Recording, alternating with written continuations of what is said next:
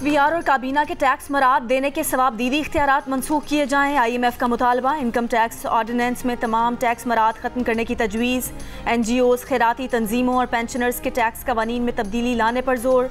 IMF का मुतालबा है कि तमाम मैन्युफैक्चरर्स पर टैक्स लगाएँ। तामीराती शोबे के लिए खुसूसी टैक्स निज़ाम को अमली तौर पर जल्द अज जल्द ख़त्म करें।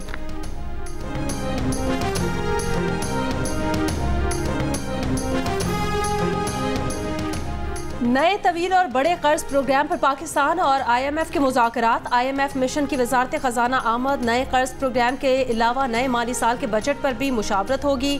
पाकिस्तान $6 अरब से ज़ायद के बेल आउट पैकेज के लिए पुरुमीद।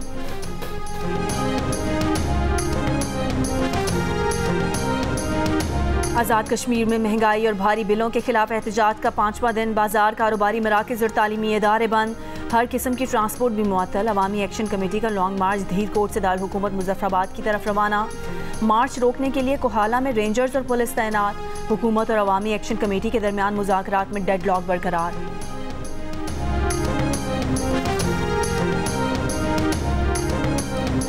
वज़ीर आज़म शहबाज शरीफ ने आज़ाद कश्मीर की सूरत हाल पर हंगामी इजलास आज तलब कर लिया। इजलास वज़ीर आज़म हाउस में होगा, जिसमें आज़ाद कश्मीर हुकूमत, वज़ारत दाखिला के नुमाइंदे और दीगर अहम हुकाम शरीक होंगे। वज़ीर आज़म शहबाज शरीफ का वज़ीर आज़म आज़ाद कश्मीर से राब्ता, तमाम जमातों से पुरअमन तरीके से मामलात हल करने की अपील। सदर आसिफ अली जरदारी का तमाम स्टेक होल्डर्स को तहम्मुल और बातचीत से मसाइल हल करने का मशवरा।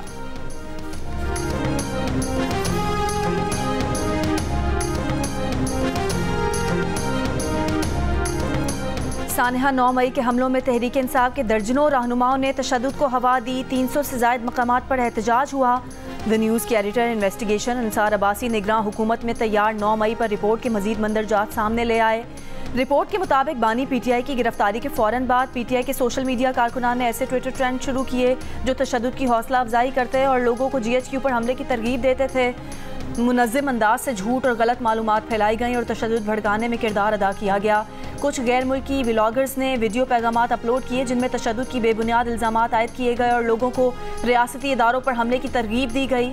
मुसल्लह अफवाज में बगावत को हवा देने की कोशिश की और अफसरान और जवानों को अपनी कमान के खिलाफ बगावत पर आमादा करने के लिए उकसाया।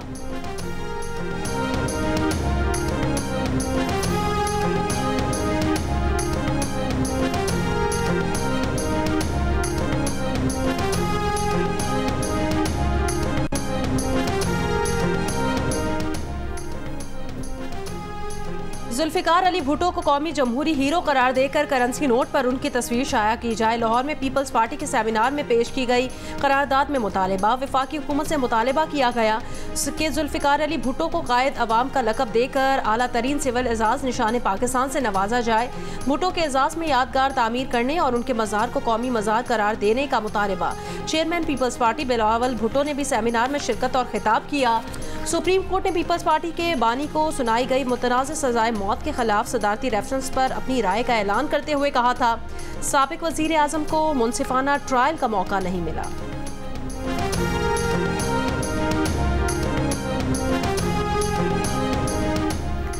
पाकिस्तान में 16 मई से पेट्रोलियम मसनूआत की कीमतों में कमी मुतवक्के। आलमी मंडी में खाम तेल की कीमतें कम होने से इब्तदाई तखमीनों के मुताबिक पेट्रोल 14 रुपये फ़ी लीटर तक सस्ता हो सकता है।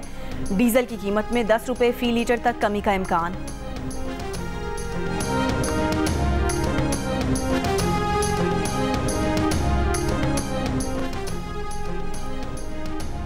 मिटियारी में कौमी शाहरा पर बस और ट्रेलर की टक्कर से 5 अफराद जाम वाहक और 6 जख्मी हो गए। पुलिस के मुताबिक जख्मियों को अस्पताल मुंतकिल कर दिया गया।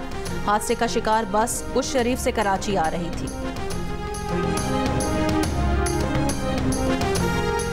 दियामिर में गुज़िश्ता रोज़ बारिशों से नदी नालों में तुग़यानी। राब्ता सड़कें मुतासिर। शाराए कराकरम गंदलों के मकाम पर लैंडस्लाइडिंग के बाइस बंद। बड़ी तादाद में गाड़ियाँ फंस गईं। मानसहरा के करीब लैंडस्लाइडिंग से बंद शाहराह कागान को अब तक खोला ना जा सका। सयाहों के साथ मकामी आबादी को भी मुश्किलात का सामना। ऑपरेशन आज दोबारा शुरू किया जाएगा।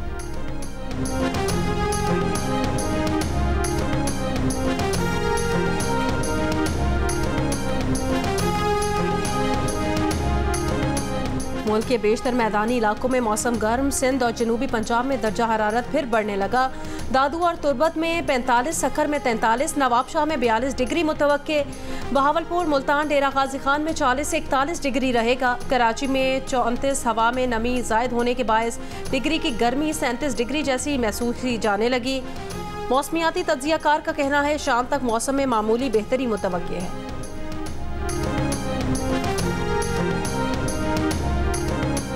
इसराइली फ़ौज के शिमाली गाज़ा पर 4 बड़े फ़ज़ाई हमले। इसराइली फ़ौज का कहना है कि मकसद शिमाली गाज़ा में हमास की वापसी रोकना है। शिमाली गाज़ा को चंद माह पहले इसराइली फ़ौज ने ऑपरेशन के बाद महफूज इलाका करार दिया था। अल-कसाम ब्रिगेड्स का शिमाली गाज़ा में कई इसराइली फ़ौजी हलाक और ज़ख्मी करने का दावा।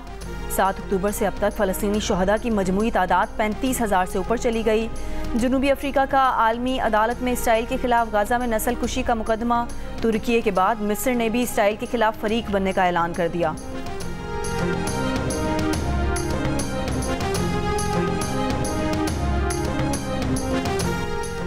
फ़लस्तीनियों से इजहार यकजहती के लिए कराची में एम्बुलेंस रैली, सियासी और समाजी हलकों से लोगों की शिरकत। ख़वातीन बाइकर्स का खुसूसी ग्रुप भी शरीक हुआ। रैली में शामिल एम्बुलेंसेस पर ज़ख्मी फ़लस्तीनियों की तस्वीर और फ़लस्तीनी झंडे लगाए गए।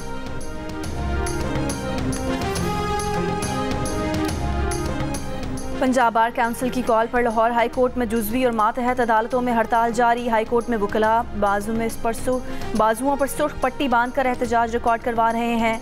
हाई कोर्ट में अर्जेंट केसेस की समाअत जारी। वकला का मुतालबा है कि सिविल अदालतों की तकसीम का नोटिफिकेशन वापस लिया जाए।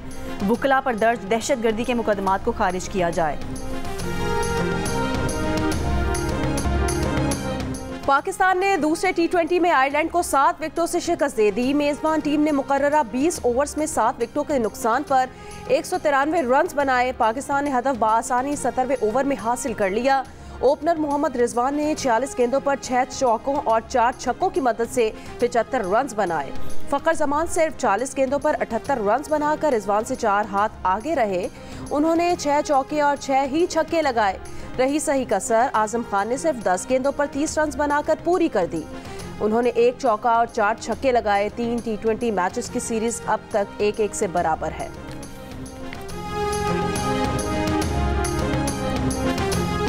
पाकिस्तान ने पहली बार T20 इंटरनेशनल में 15 छक्के लगाए। फ़खर जमान ने 6, रिजवान और आजम ने 4-4 और साइम अयूब ने 1 छक्का लगाया। पाकिस्तानी इनिंग्स में पावर प्ले में 5 छक्के लगाए गए। इससे कबल पाकिस्तान ने एक मैच में ज़्यादा से ज़्यादा 12 छक्के लगाए थे। बाबर आजम सबसे ज़्यादा T20 इंटरनेशनल जीतने वाले कप्तान बन गए। आयरलैंड के खिलाफ जीत बाबर आजम की क़यादत में 45वीं फतह है। चेयरमैन PCB मोहसिन नकवी ने 45 T20 मैचेस जीतने पर कप्तान बाबर आजम और इंटरनेशनल क्रिकेट में 300 विकेटें हासिल करने पर शाहीन शाह अफरीदी को खुसूसी शर्ट्स तोहफे में दी।